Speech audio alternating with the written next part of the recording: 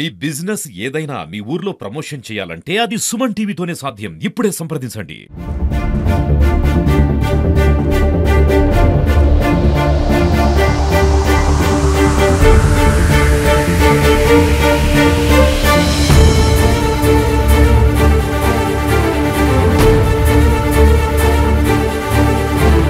Suryapet Sai Santoshi jewellers లో చోరీ కేసులో దుండగులైతే ఆ పోలీసులను దొరికి మాయమవుతున్నారు. దొంగ పోలీసు ఆటను తలపిస్తా ఉంది. గత 2 రోజులుగా కూడా దుండగుల కోసం పోలీసులు విస్తృతంగా గాలిస్తున్నారు. ఒక బృందం ఢిల్లీలో ఉండగా మరొక బృందం నేపాల్ సరిహద్దుల్లో దుండగుల కోసం గాలింపు చర్యలు అయితే చేపట్టారు. అయితే వాళ్ళు దుండగులు ఎవరైతే ఉన్నారో వాళ్ళు తమ సెల్ ఫోన్స్లను ఎప్పటికప్పుడు ఆఫ్ చేస్తుండటంతో వాళ్ళ ఆచూకీని కనుక్కోవడం పోలీసులకు కష్టతరంగా మారింది.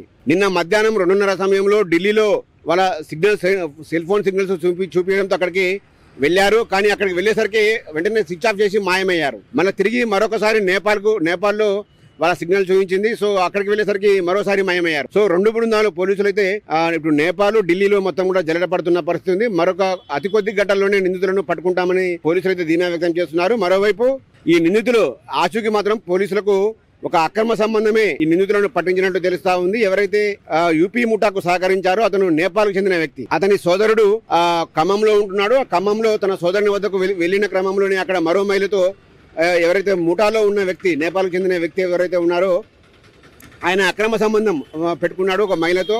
సో ఆ మహిళతో పదే మాట్లాడడం, ఏదైతే చోరీ జరిగిన సమయంలో నిందితులు అద్దెకున్నారో అద్దె వద్ద టవర్ డంప్ అనాలిసిస్లో ఈ అనుమానాస్పద నెంబర్లు అయితే పోలీసులు కనుగొని వాళ్ళని పట్టుకున్న పరిస్థితి కనబడతా ఉంది. మరోవైపు ఎవరైతే ముఠాలో ఉన్న ఒక నిందితుడు ఎవరైతే ఉన్నారో ఆ నిందితుడు సోదరుడు ఖమ్మంలో గుర్కాగా పనిచేస్తున్నాడు. గత 2 నెలలుగా తన సోదరుని వద్దే ఉన్న క్రమంలోనే ఎవరైతే చోరీ ముఠాలో సభ్యుడైన వ్యక్తి అది ఆ మహిళతో వివాహేతర సంబంధం కనుగొనడం, అదేవిధంగా వీళ్ళు చోరీ చేసిన అనంతరం నేరుగా ఖమ్మం వెళ్ళినట్టు తెలుస్తుంది.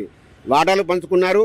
ఎవరైతే వీళ్ళకు గుర్కా చెప్తున్నారో సహకరించారో ఆయనకు దొంగిలించిన సొత్తులో 1/2 kg ఇచ్చేలాగా ఒప్పందం కుదురుకుంది. సో వాళ్ళకు లోకల్గా ఏ సహాయ సహకారం కావాలన్నా కూడా ఆ గుర్కా నేపాల్ చెందిన వ్యక్తే ఇచ్చాడు. అయితే ఆ నేపాల్ సంబంధించిన వ్యక్తి ఎవరనేది పోలీసులు మాత్రం సీక్రెట్గా ఉంచిన పరిస్థితి. మరోవైపు వాళ్ళు నేరుగా తెల్లవారుజామున దొంగిలించారో తెల్లవారుజామున వాటాలు పంచుకున్న అనంతరం నేరుగా ఖమ్మం వెళ్ళారు. ఖమ్మం నుంచి ట్రైన్లో ఢిల్లీ అటించి ఢిల్లీ మీదుగా నేపాల్ వెళ్ళిపోయిన పరిస్థితి ఉంది. సో ఇప్పటికైతే వాళ్ళ ఆచూకైతే పోలీసులకు లభ్యం కాలేదు. కేవలం ఎవరైతే ఖమ్మంలో వివాహేతర సంబంధం కొనసాగించారో ఆ అమ్మాయిని అదుపులో తీసుకున్నారో, అదేవిధంగా ఆ గుర్కాగా వ్యవహరిస్తున్నారో ఎవరైతే చోరీ ముఠాలో సభ్యుడైన ఒక సోదరుడు గుర్కాగా ఖమ్మంలో పనిచేస్తూ ఉన్నాడు. ఆ ఖమ్మం ఇద్దరిని కూడా అదుపులో తీసుకొని పోలీసులు అయితే విచారిస్తున్న పరిస్థితి కనబడతా ఉంది.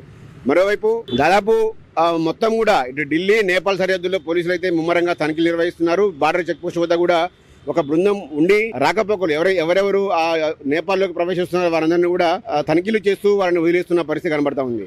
మొత్తంగా పోలీసులకైతే పోలీసుల ఓపికను మాత్రం వాళ్ళు దుండగులు పరీక్షిస్తున్న పరిస్థితి కనబడతా ఉంది. మరోవైపు వీళ్ళంతా కూడా ఇప్పటికే నేపాల్లో ప్రవేశించారని కూడా అనుమానాలు వ్యక్తమవుతున్నాయి. సాధారణంగా ఎక్కడైనా ఇటువంటి దొంగ ముఠాలు తమ దొంగిలించిన సొత్తును క్యాచ్ చేసుకోవడానికి శ్రీలంక, బంగ్లాదేశ్ వంటి దేశాలకు పారిపోతుంటారు.